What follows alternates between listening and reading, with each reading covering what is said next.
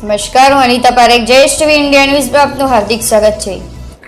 आज यहाँ पे आए हुए सभी भाइयों बहनों माताओं बुजुर्गों बच्चों आप सब लोगों को मेरा नमस्कार, सबको मेरा प्रणाम है। सबसे पहले बच्चों का बहुत बहुत स्वागत है। मुझे पता चला कि बहुत सारे स्कूलों के बहुत सारे बच्चे आए हुए हैं और बच्चे ही देश का भविष्य हैं, बच्चे ही समाज का भविष्य हैं। आगे चल के समाज को और देश को आप ही लोगों को संभालना है। अभी जैसे बताया गया कि हम 50वां विश्व पर्यावरण दिवस मना रहे हैं।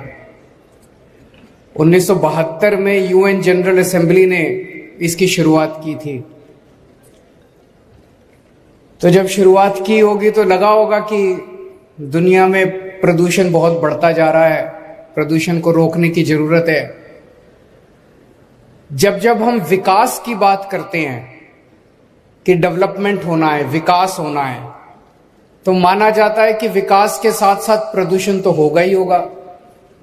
विकास होगा तो पेड़ काटे जाएंगे, विकास होगा तो धूल मिट्टी उड़ेगी, कंस्ट्रक्शन होगा। तो अपने को एक तरफ तो 50 साल हो गए विश्व पर्यावरण दिवस मनाते हुए, लेकिन अगर देखें तो इन 50 सालों में प्रदूषण कम होने की बजाय प्रदूषण बढ़ा ही है पूरी दुनिया के अंदर। अपने देश में भी अगर देखें तो पूरे देश में कोई भी शहर, कोई भी गांव, कोई भी मोहल्ला उठा के देख लो, हर जगह प्रदूषण बढ़ा है। एक जगह प्रदूषण घटा है पूरे देश के अंदर, और वो है दिल्ली।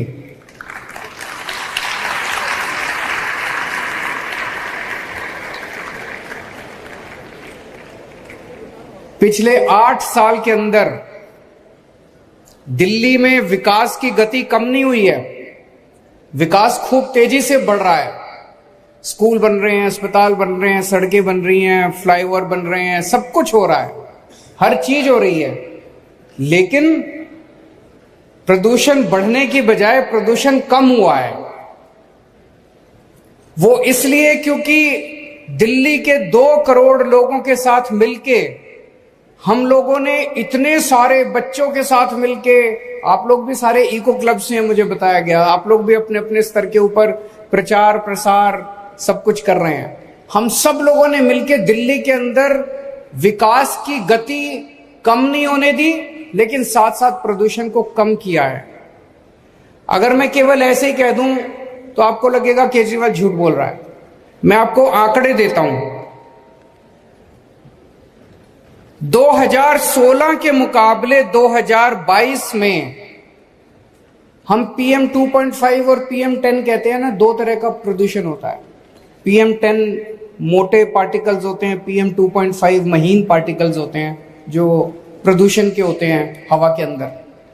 दोनों में PM 2.5 में भी और PM 10 में भी 30% कमी आई है पिछले 7 साल के अंदर। 30% बहुत बड़ा होता है, 30% कमी आई है। 2016 में जो बहुत खराब दिन थे, प्रदूषण होता है ना जब पूरा आसमान हम देखते हैं, पूरे आसमान में प्रदूषण ही प्रदूषण हो गया, सांस लेना मुश्किल हो जाता है।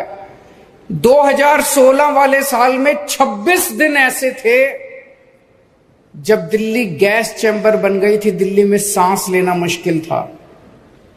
2022 में केवल 6 दिन ऐसे थे जब दिल्ली में प्रदूषण का स्तर खराब था।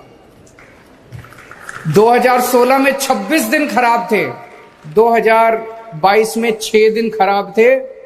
थोड़ा सा इंतजार करो, मुझे पूरी उम्मीद है दिल्ली वाले मिलके ये 6 दिन भी खत्म कर देंगे। आने वाले सालों में 1 दिन भी खराब नहीं होगा। फिर कौन, कितने दिन अच्छे थे, बहुत अच्छे। 2016 में 109 दिन ऐसे थे जो बहुत अच्छे थे,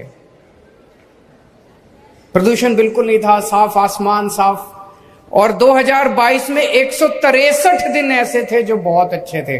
धीरे धीरे धीरे धीरे करके अपने को 352 दिन हर दिन साफ होना चाहिए, ऐसी दिशा के अंदर अपने को लेके जाना है।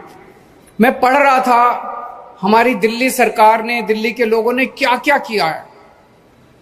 एक हम लोगों ने नारा दिया था, युद्ध प्रदूषण के विरुद्ध। वो केवल नारा नहीं था, इतने काम किए, इतनी लंबी लिस्ट है कि हमने प्रदूषण रोकने के लिए क्या क्या काम किए, इतने सारे काम किए। उसमें से मैं बस थोड़े से 2-4 काम गिनाना चाहता हूं जो सबसे इंपॉर्टेंट है। हम लोग सुनते हैं ना कि पराली जलाने की वजह से सर्दियों के अंदर प्रदूषण होता है। तो पराली को टैकल करने के लिए दिल्ली सरकार ने पूसा इंस्टीट्यूट के साथ एक घोल का आविष्कार किया और अब दिल्ली के किसान, लगभग सब लोग, दिल्ली के जितने भी किसान हैं, लगभग 5,000 एकड़ के ऊपर दिल्ली में खेती होती है, दिल्ली के किसान अब पराली नहीं जलाते, वो घोल का छिड़काव कर देते हैं, पराली जलाने की जरूरत नहीं पड़ती। तो दिल्ली में पराली से, दिल्ली के किसानों की पराली से धुआं नहीं आता। पंजाब से धुआं आया करता है। पिछले साल पंजाब सरकार ने कई कदम उठाए। पिछले साल 30% धुआं कम हुआ पंजाब की वजह से। इस साल हम लगातार पंजाब सरकार के संपर्क में हैं। इस साल हमें उम्मीद है और भी कम होगा, पूरा खत्म हो जाएगा, उसमें थोड़ा समय लगेगा, लेकिन इस बार और भी काफी कम होगा। पंजाब से जो पराली का धुआं आता है, उस धुएं को रोकने के लिए पंजाब सरकार अपने स्तर पे कई सारे कदम उठा रही है।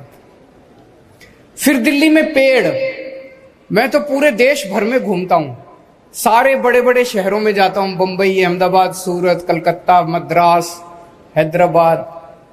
सबसे ज्यादा पेड़ आपको, सबसे ज्यादा हरियाली दिल्ली के अंदर दिखाई देती है। इतना हरा भरा शहर है हमारा। पूरे देश में हर शहर के अंदर पेड़ कम होते जा रहे हैं, विकास होता जा रहा है, सड़कें बन रही हैं, बिल्डिंग बन रही है, पेड़ काटे जा रहे हैं, पेड़ कम हो रहे हैं।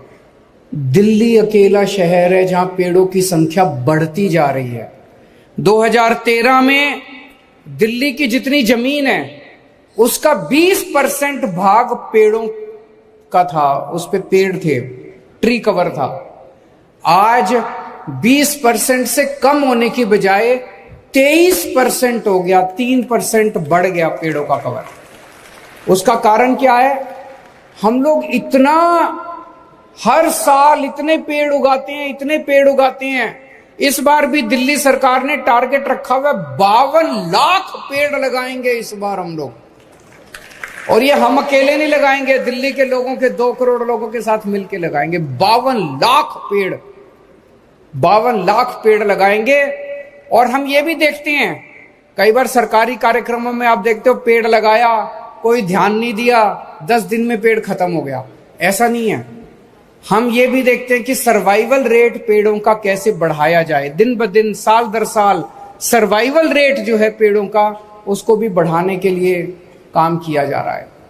दूसरा, एक तरफ विकास हो रहा है, विकास की वजह से मान लो नई सड़क बनती है तो पेड़ तो काटने ही पड़ते हैं, तो पेड़ तो काटते हैं, लेकिन अब हमने ट्री ट्रांसप्लांटेशन पॉलिसी बनाई है।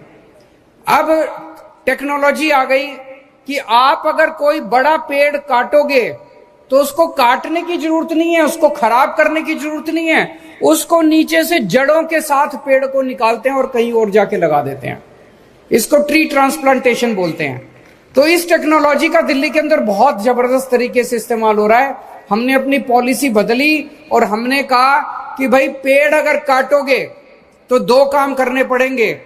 एक पेड़ काटने पे आपको 10 नए पेड़ लगाने पड़ेंगे, नए पौधे लगाने पड़ेंगे, ये तो करना ही है।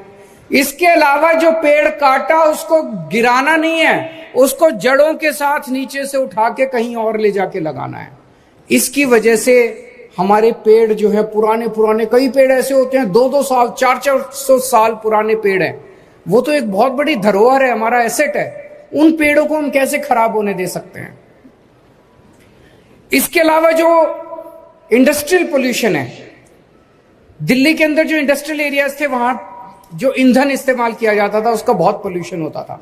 हमने सारा पोल्यूटिंग फ्यूल जो है वो खत्म कर दिया। अब पीएनजी इस्तेमाल होता है, पीएनजी से पोल्यूशन नहीं फैलता। तो इंडस्ट्रियल पोल्यूशन भी एक तरह से हम लोगों ने दिल्ली में खत्म कर दिया। और आईआईटी कानपुर के साथ मिलके हमने एक नया टेक्नोलॉजी का आविष्कार किया है दिल्ली में। जैसे अगर मैं कहूं, अभी मेरे को लग रहा है मैं सड़क पे जा रहा हूं कि पोल्यूशन बहुत ज्यादा है। अब मुख्यमंत्री होते हुए मेरे को ये नहीं पता ये पोल्यूशन किस वजह से है। ये मिट्टी का पोल्यूशन है, ये ट्रांसपोर्ट का पोल्यूशन है, ये इंडस्ट्री का पोल्यूशन है, ये पराली का पोल्यूशन है। ये कहां से आ रहा है पोल्यूशन, किस वजह से पोल्यूशन हो रहा है। तो अगर मुख्यमंत्री होने के नाते मेरे को ये पता चल जाए इस वक्त दिल्ली में पोल्यूशन इस वजह से हो रहा है, तो मैं उस एक्टिविटी को बंद कर सकता हूं, उस एक्टिविटी को कम कर सकता हूं।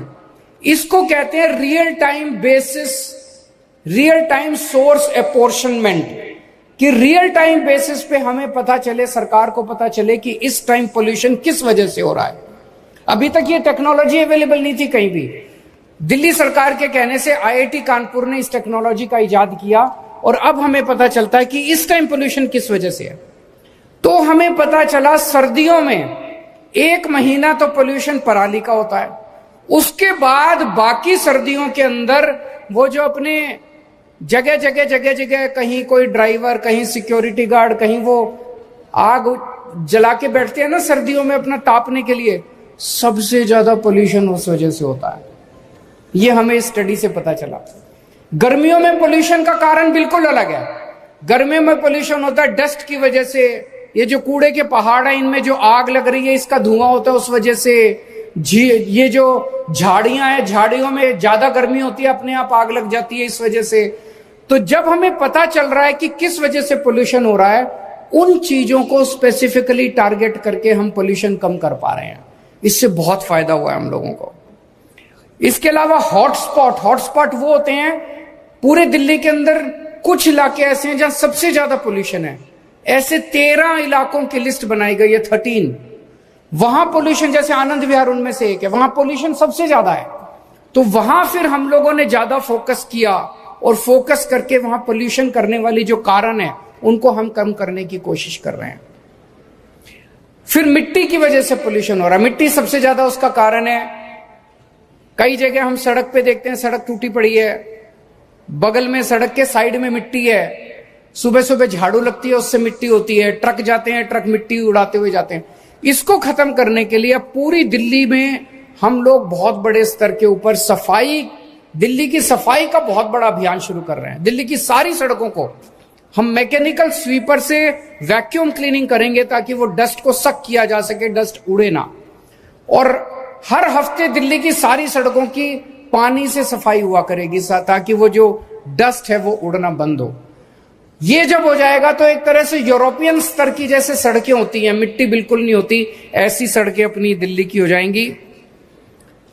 पटाखों के ऊपर आप सब बच्चों के साथ मिलकर हम लोगों ने बहुत बड़ी मुहिम छेड़ी जो अब काफी सफल, शुरू में तो थोड़ा सा विरोध हुआ था लेकिन अब सब पूरी दिल्ली इसमें साथ देती है। और एक हमने ग्रीन ऐप बनाया है जिसमें अगर आपको कहीं भी कोई पोल्यूशन दिखाई दे, आप शिकायत करते हो, उसमें 58,000 शिकायतें आई हैं अभी तक। उनमें से 90% से ज्यादा शिकायतों का निवारण कर लिया गया है। पूरे दिल्ली में हम 380 झीलें बना रहे हैं, लेक्स। दिल्ली धीरे धीरे झीलों का शहर कहलाएगा।